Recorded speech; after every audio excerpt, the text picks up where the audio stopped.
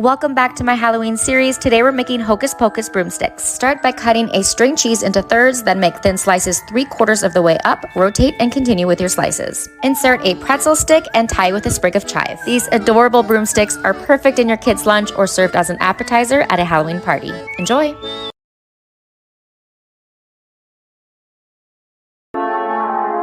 "'Twas a long time ago, longer now than it seems, in a place that perhaps you've seen in your dreams, for the story that you are about to be told took place in the holiday worlds of old. Now, you've probably wondered where holidays come from. If you haven't, I'd say it's time you begun.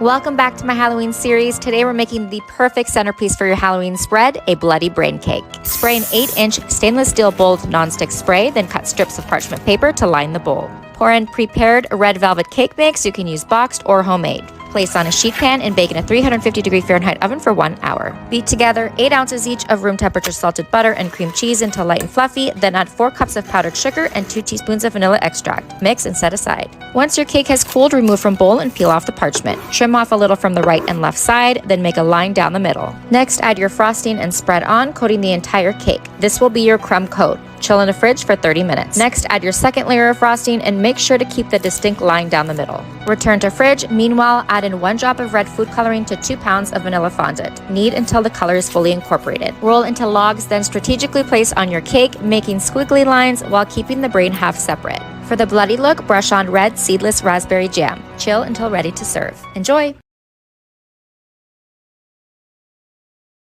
Family s'mores night, but make it spooky. All you need is Halloween peeps and fun seasonal candies to create the ultimate Halloween s'mores board. This would also make a fun treat for a Halloween party.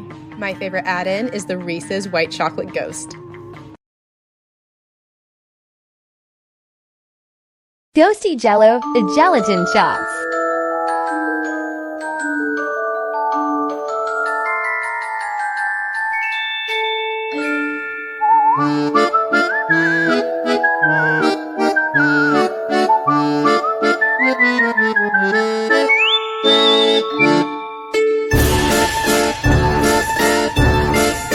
If you want the recipe, let me know in the comments. Welcome to the raw meat Rice Krispie treats.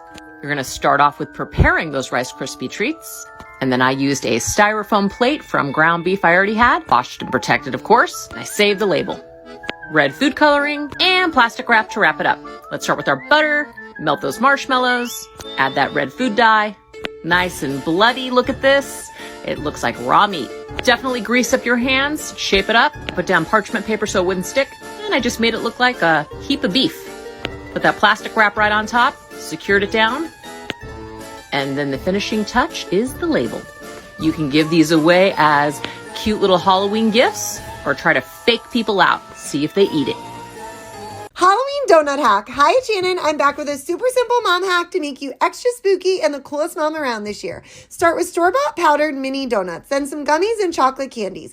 Put the gummy in the middle of the powdered donut, a little chocolate eye, and push down monster eyes. Follow me for more ideas.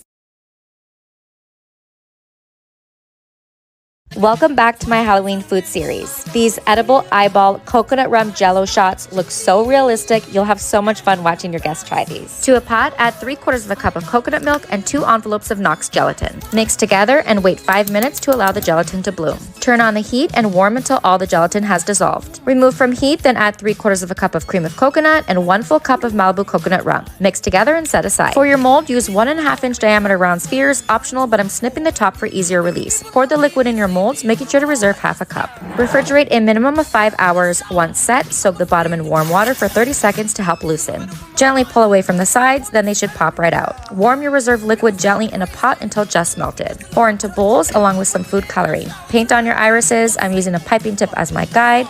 Brush the color inwards towards the center. Next, add a black dot in the center for your pupils. Refrigerate until ready to serve. You can make it up to 3 days ahead of time. I recommend only serving to your bravest guests. Enjoy! Seriously, the easiest Halloween ghost brownies, especially if you prefer baking out of a box like I do. So first all I did was melt some white chocolate and I'm just smearing it on some wax paper. Then I'm going to take my black icing and add eyes and a mouth. And then I'm just taking regular brownie mix and making it like the package says to, and just pressing my ghost on top.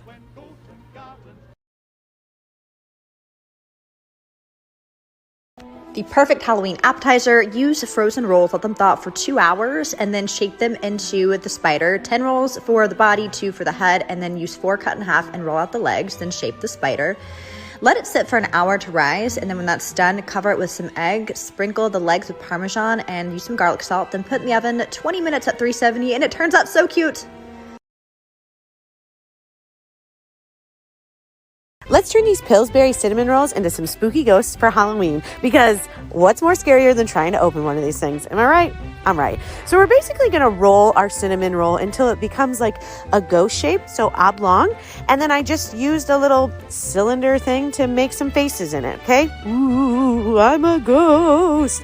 And then we're just going to stick it in some hot oil because we're making donuts, you guys. Ooh, I'm a ghost donut. So I decided I was going to put the frosting over it, and then I wanted to make it like an extra white ghost. So I added some powdered sugar on top, and now I just have all of these adorable, cute little ghost babies. My children love these. They tasted amazing. Like and follow for more easy Halloween recipes like this one.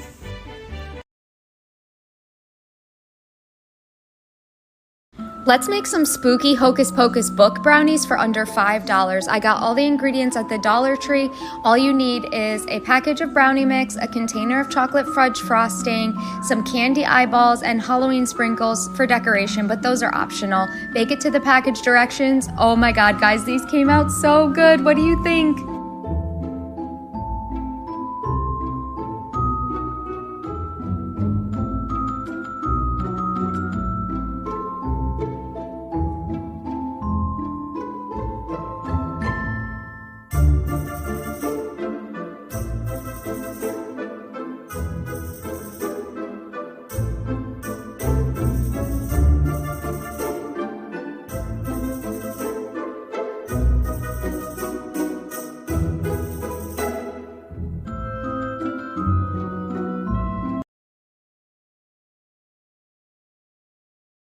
These jalapeno pepper mummies need to be at your next Halloween party.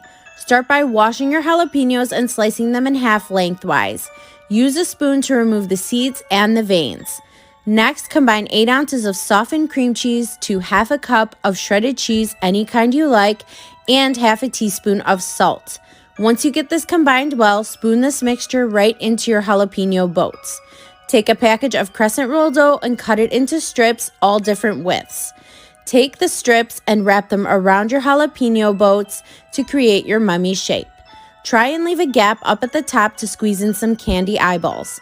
Place them onto a sheet pan sprayed with nonstick spray and bake at 400 degrees for 10 to 12 minutes till golden. Add in your candy eyeballs, and these guys are ready to party. Enjoy!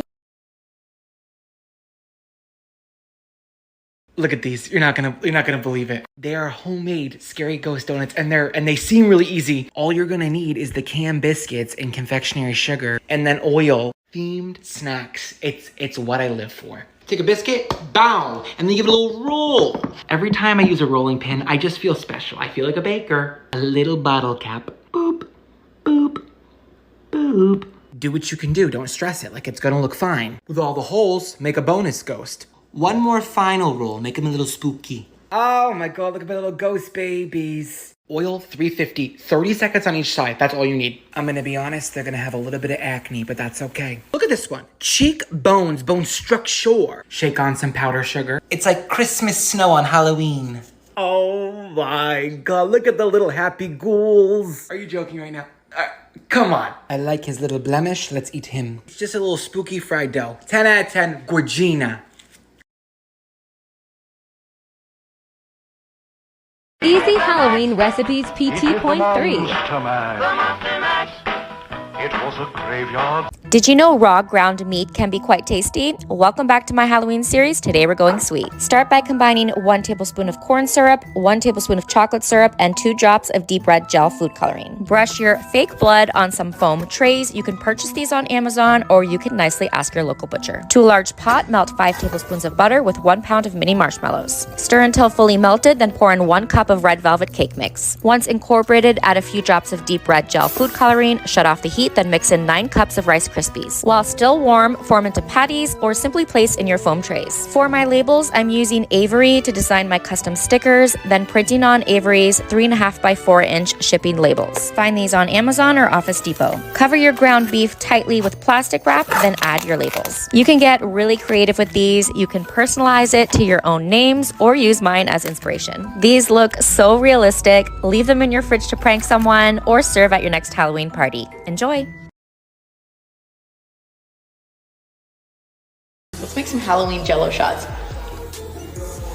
Add your jello packet to a bowl. I'm using sugar-free cherry. Then add 2 cups of boiling water and stir until it's fully dissolved. And now for the fun part, you're gonna add 2 cups, yes, 2 cups of vodka. And now let's fill our syringes.